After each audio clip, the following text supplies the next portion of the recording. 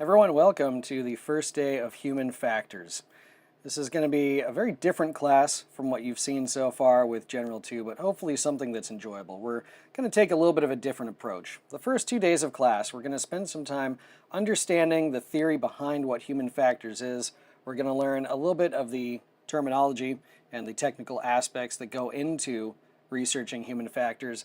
And then that's most of the book learning we're going to do. The rest of the time is going to be spent putting into practice what we've learned from the fundamentals of human factors.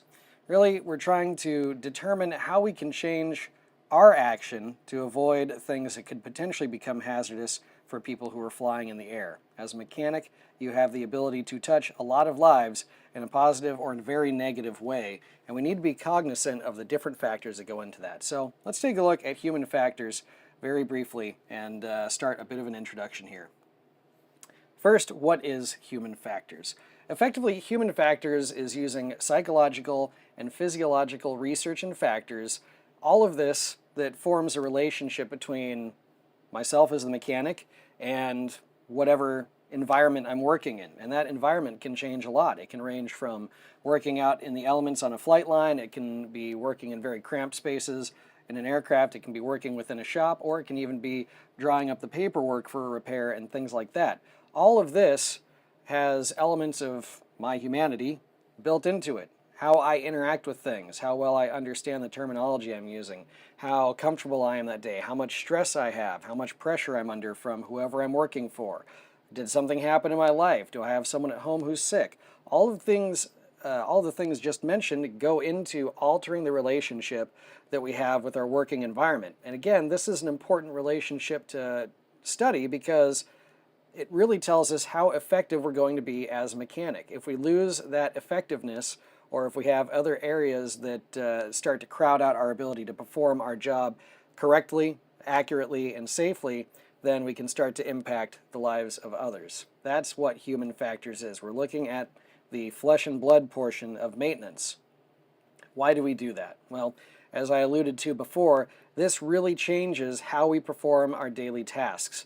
And it helps us to form a basis for understanding not only what we take into a situation, whether it's, again, stress, things happening at home, fatigue. A lot of the elements that we'll discuss have to do with how I feel when I'm trying to perform the job. We also have to look at some of the elements like, what do I have at my disposal to be able to perform the job? Do I have the right tools?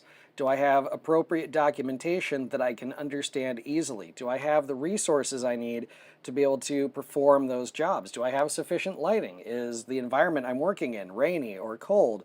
All of these play a factor into how effectively we do this job. And as I mentioned before, as a mechanic, you have the ability to touch hundreds, if not thousands of lives each day with any maintenance task you perform on an aircraft. As we'll look, there are some very small, benign actions that can result in very catastrophic accidents in the right circumstances.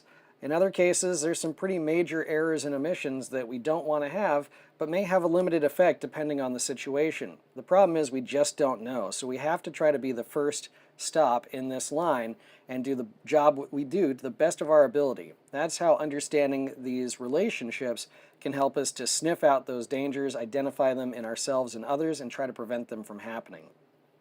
When we think about an accident, ask yourself the question, what's the most important part of an accident? When we have an aircraft crash or an incident, what is the most important part of that process? Take a second to think about it. Maybe you're thinking the actions of the pilots taken as they are trying to manage the emergency, whatever it is. Maybe you're looking at the actions of the mechanics prior to that accident that took place. Maybe you're thinking about identifying the different environmental factors that were at play. The most important part of an accident is figuring out how to prevent it from happening again. That's really what we're focused on.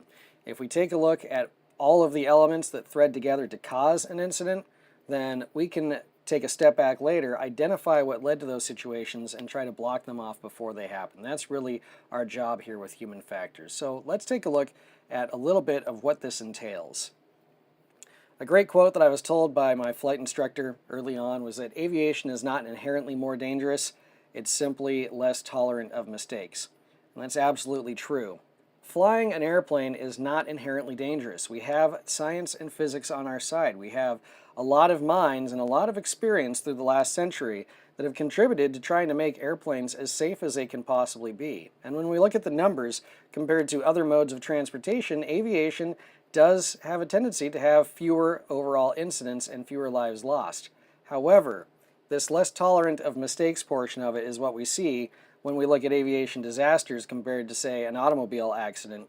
In a worst case catastrophic scenario, maybe you have multiple vehicles on the highway that crash into each other. However, the loss of life is going to be limited because there's just not that many people involved.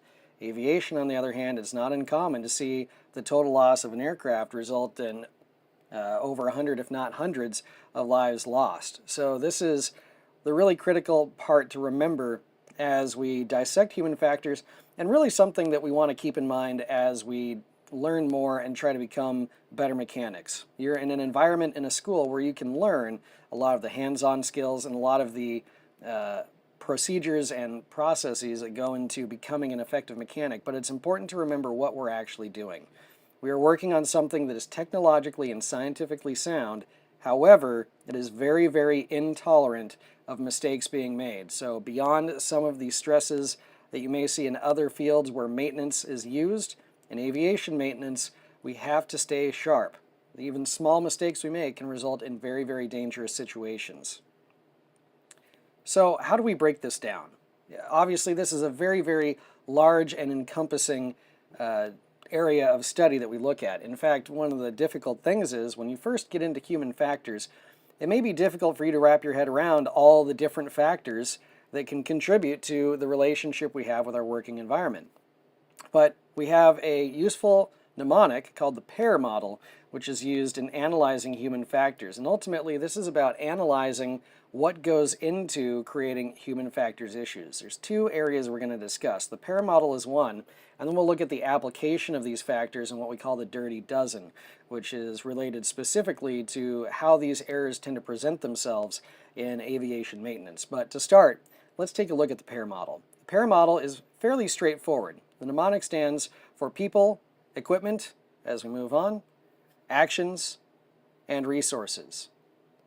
As we pop back to people, each category is made up of a number of sub-factors or subcategories. With people, you'll notice that we have the physical, physiological, psychological, and psychosocial aspects of people.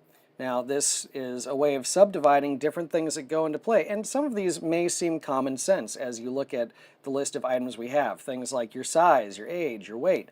As we get older, as a general rule, our strength tends to diminish. Maybe you've had an accident or an injury snowboarding or playing a sport in the past, and that's caused damage to a joint. It's still functional, but maybe your right hand isn't quite as strong as your left hand. Or maybe limitations with the environment, sensory limitations. Maybe your night vision isn't that great. Maybe you need to wear corrective lenses. You need to wear glasses to be able to see accurately. These are all physical factors.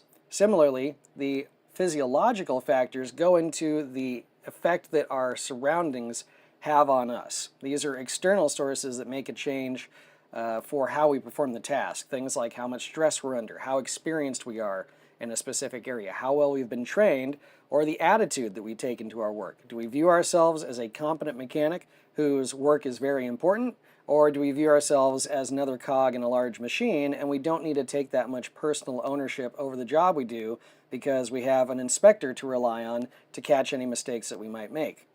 Similarly, with psychological factors, we have things like our lifestyle, our health, people who have chemical dependencies. Even something as simple as using nicotine can play into human factors. If you've gone a long time without a smoke break and that's contributing to the level of stress that you're experiencing or a lack of focus, that is a psychological cause. Not to say that there's anything inherently good or bad about different lifestyles, but we have to analyze this from an objective standpoint that every choice we make and everything we do plays a role in how we perform our job. The last one are psychosocial elements, and that really comes from something that we see a lot out in the industry, and this is a newer chunk of the PEAR model that's been added on. What happens when we're in the middle of an interpersonal conflict? What happens if we're in the middle of an argument with a coworker? What happens if we're in the middle of contract negotiations with management and it's not going so well?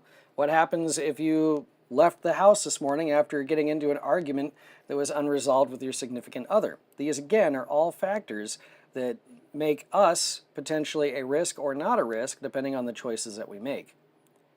The second element of the PEAR model is environment. Again, environment addresses the contributing factors that can change how we do our job. If the people element is talking about the person doing the job, then the environment element is talking about where the job is being performed. Again, as mentioned before we got into this, what happens when we have a nice, well-lit, warm hangar to work inside to perform maintenance on an aircraft versus when we have to make repairs to an aircraft out on the flight line in 40-degree raining weather at night? These are all elements that can change how effectively we do our job. And by identifying those elements early on, we can take direct action to be able to alter those different situations. If we know we're going into an area where the weather is going to be poor and we have poor lighting, can we perhaps use equipment to help to reduce the effect of the weather and bring extra lights to provide the lighting that we need? Those are elements we can identify to make this safer. Additionally, we have the organizational element of our environment, and this goes into what's our mechanic crew comprised of? Is it one experienced person working with a number of inexperienced people? What's the culture of the organization? Are we working for an airline that places safety first, or are we working for an airline that may be struggling and is willing to try to cut corners on maintenance and other elements to be able to maximize profits? What's the size of the company we're looking for? What is the level of supervision for each task being done? These are all elements that play into how well a single individual can perform a job within the PEAR model. Our next element within the PEAR model is actions. Actions, these are a little more direct and a little bit better to understand when we look at this, because we get outside of the person, we get outside of the environment we work in. Now we're looking at what's actually being done. So this would factor in things like, what is the complexity or how complicated of a task are we performing? How much knowledge is required to perform this? Is this something that is as simple as servicing a tire with nitrogen, or is this something as complex as removing an engine or troubleshooting ignition problems with an aircraft power plant? How many people are involved? Is this a single person working on aircraft, or do we have to manage a team of people who are collaborating to try to test different elements of the aircraft? Additionally, what level of inspection or certification is required to perform these? These are all factors that fall under the actions, or what's actually being performed in a maintenance action. Our last element are resources, and this can be difficult to extract in some cases from the environmental or action portions of the PEAR model, but it really is a separate and distinct element of identifying human factors risks. The way that I try to break this down when I try to think about these factors is I know who I am, I know my level of experience, and I know the issues I bring into performing maintenance. I'm familiar with the environment that I work in, and I know what I need to do. The fourth question I need to ask myself is, what do I need to be able to complete the job? This can include things like having appropriate documentation, having the knowledge to be able to perform logbook entries correctly, having the right equipment to move the aircraft, having the right tools.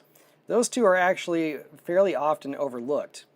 Some simple things that can be very, very useful for appropriately making repairs to an aircraft may not be readily accessible, or you may work for an employer that does not want to pay the money to purchase or rent those items. You need to be cognizant, or you need to be aware of what these factors are. What do I need to do the job? Now, it's not to say that there's only one tool in 100% of cases that is the only tool that can perform the job correctly. However, if we have to use something that is maybe less suitable but still acceptable, we're going to have to try to take in and consider the factors that would change how we perform that maintenance. If we have the wrench that will fit, and it's the appropriate wrench, but it's maybe not as small as we need it to be to get into a small space, then we're going to have to alter the way we work on that item to make that wrench work. That is going to cause an additional level of risk. If it's a difficult space to get into, maybe a mechanic struggles to get a bolt tightened, And when they get the bolt tightened, it could be very, very easy to not give the attention of detail needed to make sure that that bolt is torqued or safetied correctly. And that can be an element that stems from not having the right parts. So bear that in mind as we move forward and break down more elements.